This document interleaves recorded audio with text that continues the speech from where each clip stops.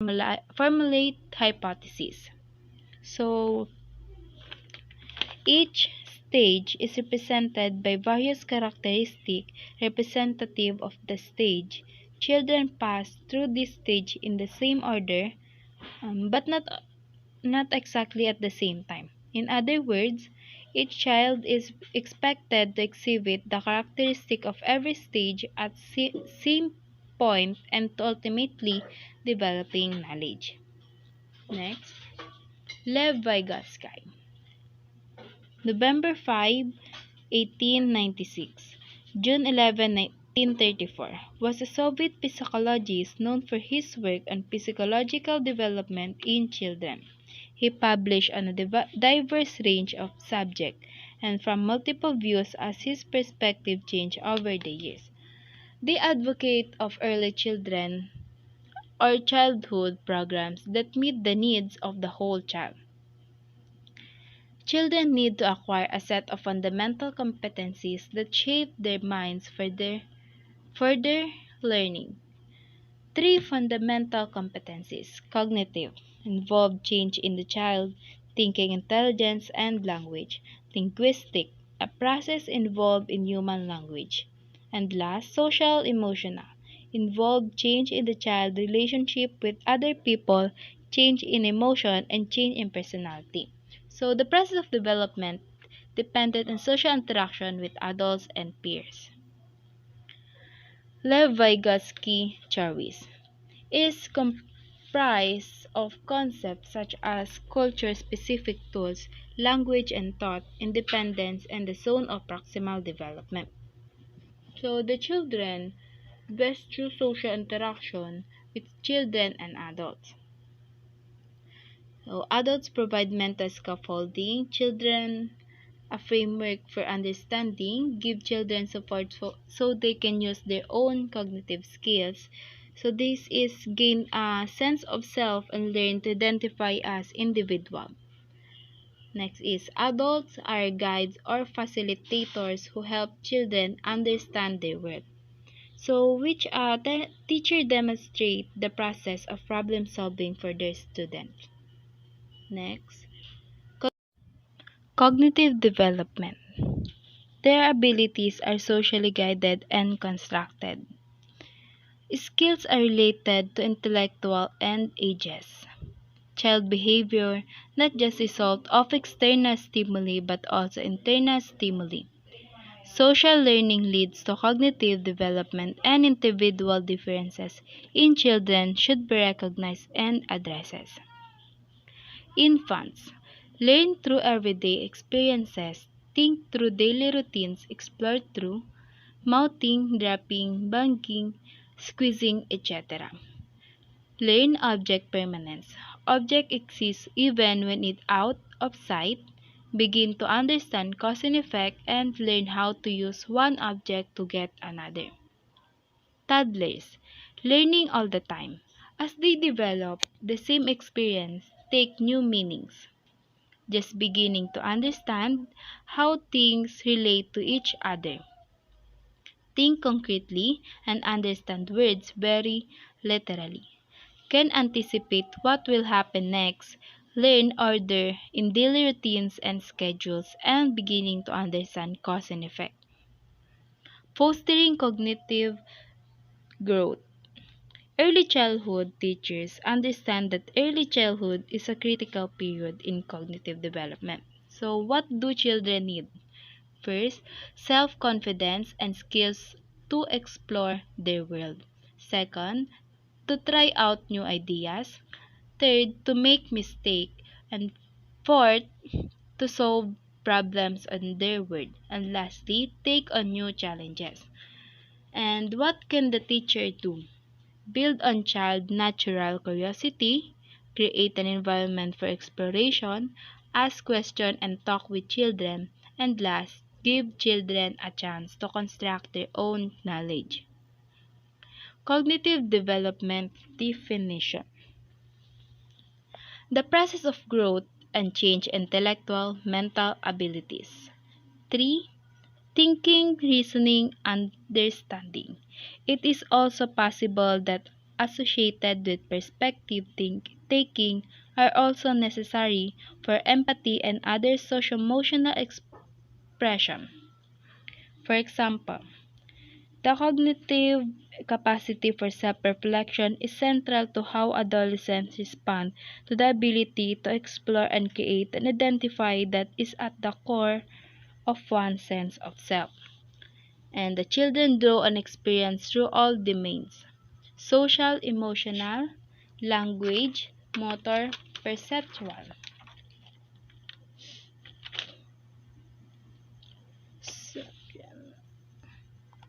Role of adults.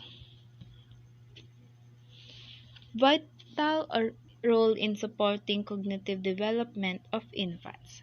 Must provide the base from which infants engage in behavior and interaction that promote learning, serve as prime source of imitation, and provide the cultural context and determine what knowledge is valuable.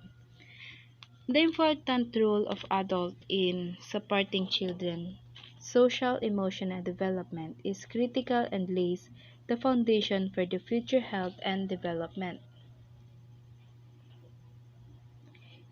Infant foundation. Cause and effect. The developing understanding that one event being about another. Space and relationship. The developing understanding of how things move and fit in space. Problem solving. The developing ability to engage in a purposeful effort to reach a goal or figure out how something works. Foundation, imitation. These are developing ability to mirror, repeat, and practice the action of others, either immediately or later. Memory, the developing ability to store and later retrieve information about past experiences. Number sense, the developing understanding of number and quantity. Infant toddlers foundation. Classification. They are the ability to group, sort, categorize, connect, and have expectation of objects according to their attributes. Symbolic play. The developing ability to use action, object, or ideas to represent other action, object, or ideas. Infant toddlers foundation. Attention maintenance. The developing ability to attend to people and things while interacting with others, that environment and play materials. Understanding of personal care routines. The developing ability to understand and participate in personal care routines. Learning language. There the opportunities to learn language occur first at home and are extended as children move into larger community. The first is need to be able to communicate, to understand the world, to function in the world. Second is language units people. Third, talking and listening. Fourth, literacy, reading and writing. And last, literature, the art form that uses language. Learning language. Significant accomplish of early childhood. There are language in all cultures at about the same time. Caught, not taught. Language is tool, communication, self-expression, learning. The teacher's job. Provide relationship full of language. Speak honestly and respectfully. Listen attentively. Use language. To meditate problems, communicate information, share feelings and ideas, and demonstrate usefulness and value of oral language. Learn custom from home. There are selected speech for the setting and the people. Learn to use nonverbal features in communication. Body position, gesture, facial expression, intonation in speaking need to be sensitive 2. Cultural custom. Some cultures do not use eye contact. Development stage. A stage development is an age period when certain needs, behaviors, experience, and capabilities are common and different from other ages period. Children. Complex structure, rules, and meanings of language. Normal development. Develop ability to create speech, thought, through language reach, relationship, learn through conversation, learn through play, learn through plan activities, games, stories, song, rhymes, taught through structures, group activities. Literacy. Evolving process by which children become literature. Literacy begins at birth. Their experience and empathy with language, books, readings. Fostering awareness of print-filled world. Foundations start long before child learns to read. Include experience with books. Each child needs to be read to, and even the youngest children must have books and words throughout their environment. Language Development Foundation. From babbling at 6 months to full sentences by the end of 3, newborns prefer sounds, language spoken by their mother during pregnancy, mother is or parent is, infant-directed speech, pitch and tone qualities, sing-song rhythm. Development language. First, preverbal infants communicate through eye contact, facial expression, gesture, sounds. Infants understand the social processes involved in communication, learn turn-taking behavior, learn back and forth conversation-like responses.